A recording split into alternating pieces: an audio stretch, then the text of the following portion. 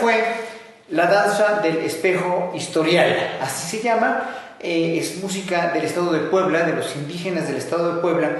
Esta música fue rescatada en los años 30 por musicólogos que mandó el Instituto de Bellas Artes, mandó a comisión a las comunidades indígenas con grabadoras de carrete, y ellos hicieron esta investigación, grabaron estas obras y las transcribieron, las pasaron a notación tradicional europea, y esta música la fui a encontrar cuando estudiaba yo en Holanda, allá por los años 80, en la Biblioteca Nacional de Ámsterdam. Esta fue la danza del espejo historial.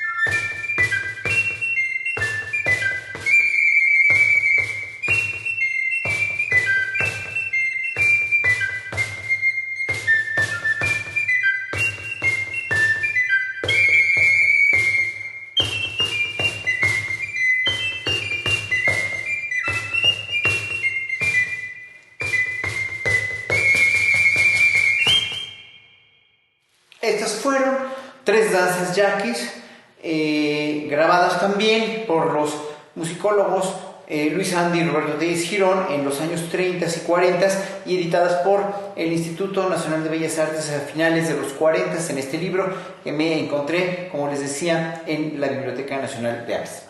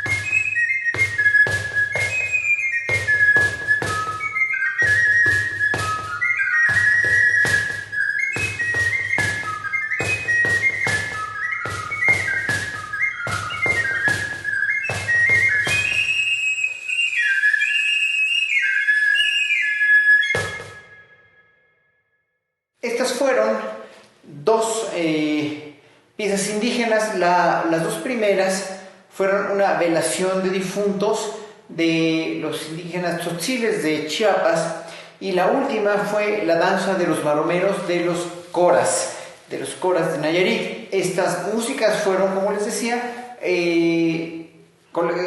todas puestas en una colección de música indígena mexicana realizada por el Instituto de Bellas Artes en los años 40. La música indígena mexicana, la música tradicional mexicana, es la música más nacional de todas, la más mexicana de todas. No tengo nada en contra del mariachi, al contrario, respeto mucho el mariachi, pero yo he tratado en los últimos años, en mis años de carrera, que la música indígena mexicana, la música tradicional, que son los vestigios más vivos de la música prehispánica, estén dentro del gusto del público mexicano. Es lo que nos hace mucha falta, que esta música maravillosa, esta música nuestra, esta música que son nuestros orígenes finalmente, esté dentro del gusto del público mexicano y por ende también del gusto del público mundial.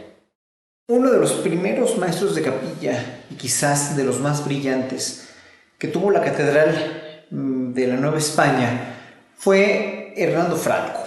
Hernando Franco era un compositor español, un compositor que nació en Galizuela, en Badajoz, en Extremadura, ¿no? En el sur de España, en el oeste de España, y vino a dar a México después de haber sido maestro de capilla de la Catedral de Guatemala, hacia 1573, y su nombramiento ya oficial fue en 1575. La música de Franco es de una gran riqueza, de una gran exquisitez polifónica, obviamente, porque en el virreinato no hubo otra música que impulsara la corona española y la iglesia, que era finalmente pues su aliada. No hubo otra música más que la eclesiástica, la vocal, para evangelizar, con el fin de evangelizar a los indígenas mexicanos. De Hernando Franco vamos a escuchar una obra preciosa con la Capella Cervantina, en una grabación que hicimos en Francia en el año de 1997, llamada Árbol de Cora. Es en verdad una obra con muchísima profundidad, muy bien escrita por el gran maestro Hernando Franco.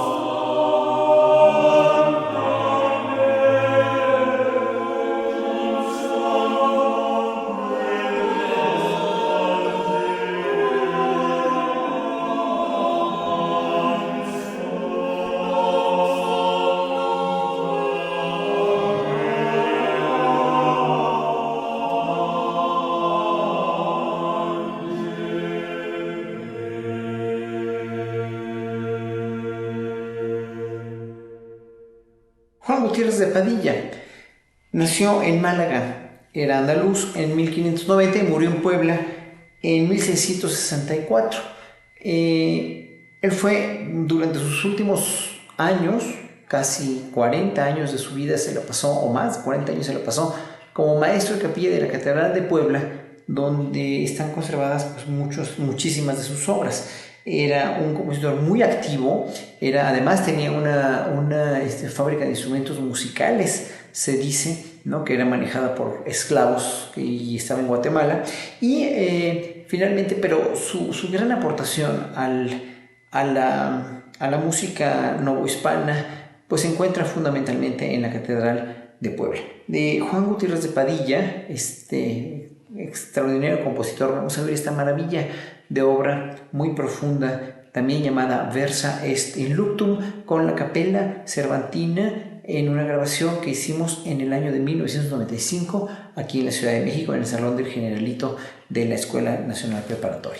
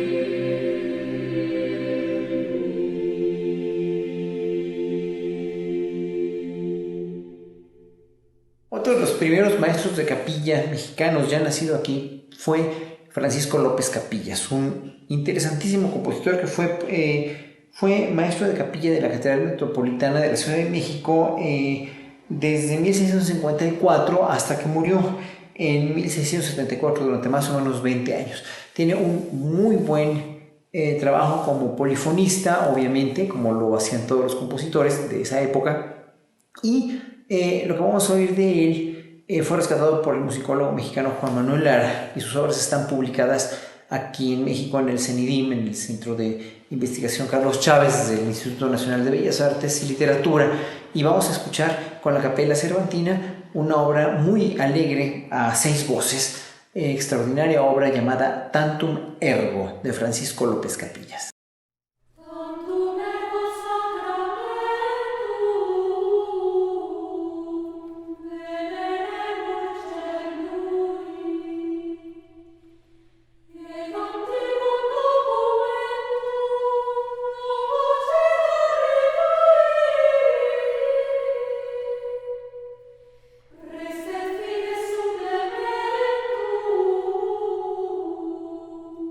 Sensu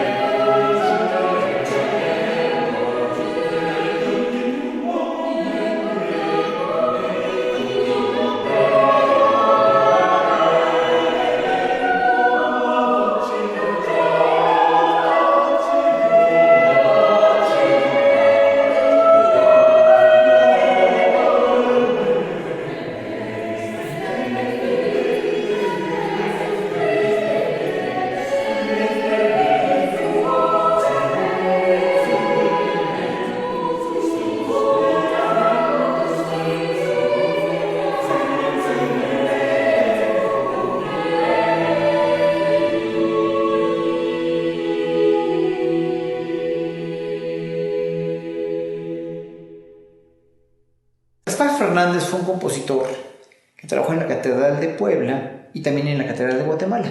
Y se había confundido, de compositor con un homónimo portugués que vivió más o menos en la misma época, pero se ha aclarado ya que no son los mismos compositores que trabajaron, pues que son dos diferentes compositores, y que Gaspar Fernández es oriundo, muy probablemente de Guatemala, y trabajó primero en la Catedral de Guatemala y luego en la ciudad de Puebla, antecediendo a Juan Gutiérrez de Padilla. Una de las características o de las músicas más notables de Gaspar Fernández son sus villancicos, de los cuales escucharemos 2 o 3 villancicos aquí. La cuestión con los villancicos es que no son los mismos villancicos que se cantan ahora en Navidad, no tienen nada que ver, pero vienen de otra tradición, vienen de una tradición de textos que no son textos eclesiásticos per se, son textos populares, pero con una vinculación notable a la moral religiosa católica, que era la que imperaba en ese entonces. La música popular mexicana, tal como la conocemos ahora, fue realmente vetada y fue realmente penalizada por la Iglesia y por la Inquisición, de tal suerte que todas las músicas que se pudieron haber creado aquí en México, que se conoce la influencia de la Nueva España en la creación por lo menos de un género que es la chacona, que no se permitió en México y que se fue a dar a Europa como una de las músicas, pues de las danzas más socorridas por grandes compositores. Aquí no se compuso ni una música de estas, ni una chacona, porque era total y absolutamente prohibido por la Inquisición. Sin embargo, bueno, disfrutemos de estos villancicos de Gaspar Fernández, que son verdaderas joyas polifónicas y son con texto en español, no son con texto en latín. Primero, Siempre mi niño que os miro, Zagalejo de perlas, Naciendo en pajas, El que de este pan comiere, y Si el pan y el vino son dos. Vamos a ver toda esta serie de villancicos cantados por la Capella Cervantina.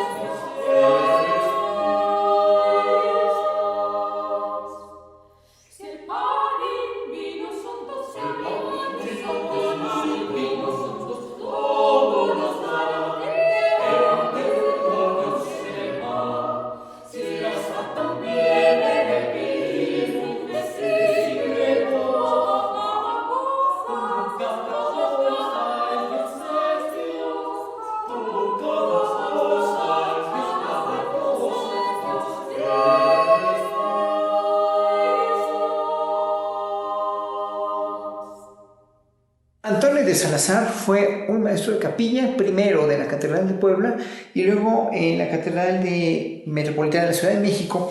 Llegó en 1688, un compositor ya de la segunda mitad del siglo XVII. Él nació en 1650, era español, y vino también a trabajar a México como la mayoría de los compositores virreinales de este periodo. No había habido un compositor nacido en México que haya sido maestro de capilla hasta Manuel de Sumaya, que fue maestro de capilla de la Catedral de Oaxaca y después de la Catedral Metropolitana, también de la Ciudad de México. De este compositor, también un compositor bastante fino, bastante bien entrenado en las artes de la música polifónica, vamos a oír esta obra a 8 voces a doble coro que se llama O Sacrum Convivium, con la Capella Cervantina, en una grabación que hicimos en el año de 1995 aquí en la Ciudad de México, en el Salón del Generalito, en la Escuela Nacional Preparatoria de la UNAM. O Sacrum Convivium de Antonio de Salazar con la Capella Cervantina dirigida por un servidor.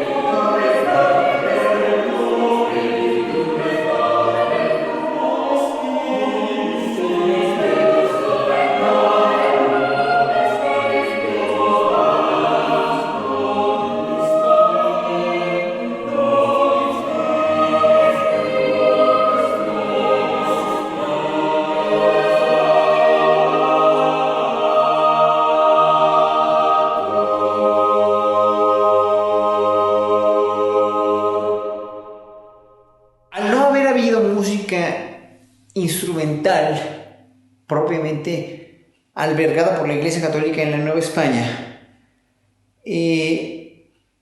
no hubo, como decía anteriormente, no hubo formas musicales que se hayan hecho aquí por los maestros de capilla de la catedral. No hay música instrumental prácticamente, y había un manuscrito en la Catedral Metropolitana que tenía unas obras instrumentales a 2 voces. Estas obras, que son bastantes, son 50 y tantas obras pequeñas, que estaban en un estilo barroco tardío, se atribuyeron durante mucho tiempo a algún maestro de capilla de la catedral, y de hecho se editaron, la UNAM las editó muy erróneamente como sonatas de un maestro, de un compositor de la catedral, cuando ya se habían dado cuenta en Europa que estas músicas no son mexicanas, no fueron escritas por un maestro de capilla de la catedral, sino fueron solfeggi o ejercicios de solfeggi. Son como pequeñas piezas para solfear, dijéramos, escritas por el compositor italiano Leonardo León, contemporáneo de Antonio Vivaldi, y un compositor cuya música, mucha de su música fue encontrada en la Nueva España. De hecho, aquí en la Catedral Metropolitana están estos manuscritos, pero les falta las primeras páginas, entonces nunca se supo que eran de Leonardo León, y todos los músicos que creíamos, y los musicólogos que creíamos que eran de algún compositor, obviamente anónimo, porque no, porque faltaba el frontispicio y faltaban las primeras páginas.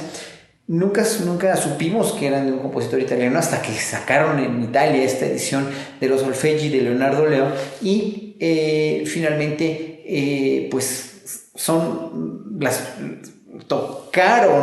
tocamos, incluso yo las grabé como música mexicana, música barroca novohispana, pero no tiene nada que ver. La única novohispanidad que tiene estas obras es que están aquí en la Catedral Metropolitana y van a escuchar ustedes conmigo a la flauta y con José Suárez al órgano en una grabación que hicimos en Francia en 1997 estas 4 piezas que formarían, dijéramos, una sonata, que son 4 solfeggi del compositor italiano Leonardo Leo, que están aquí conservadas en la Catedral Metropolitana.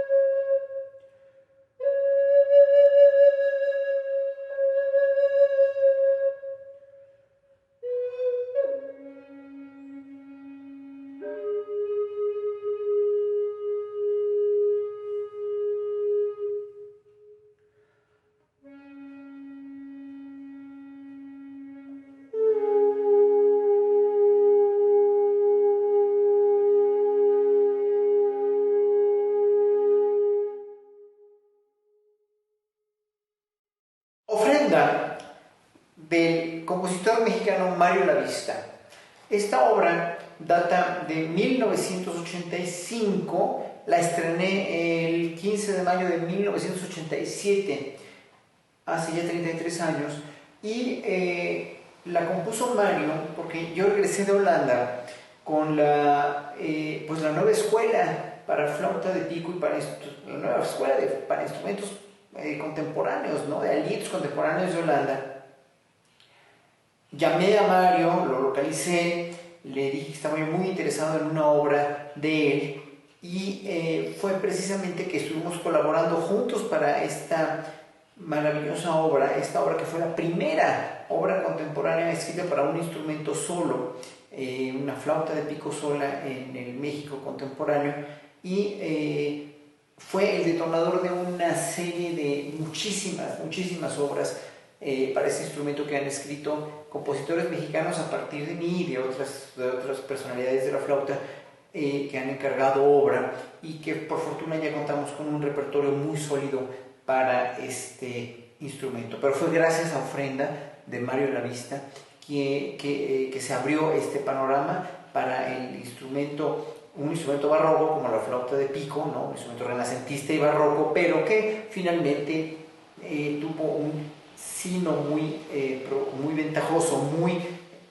brillante en México, gracias a que Mario empezó después de compositores y compositoras como Marcela Rodríguez, como Ana Lara, como Daniel Catán, como Ricardo Risco, como Juan Fernando Durán, como Hilda Paredes, como Armando Luna, hicieron obras muy buenas y muy interesantes para este instrumento.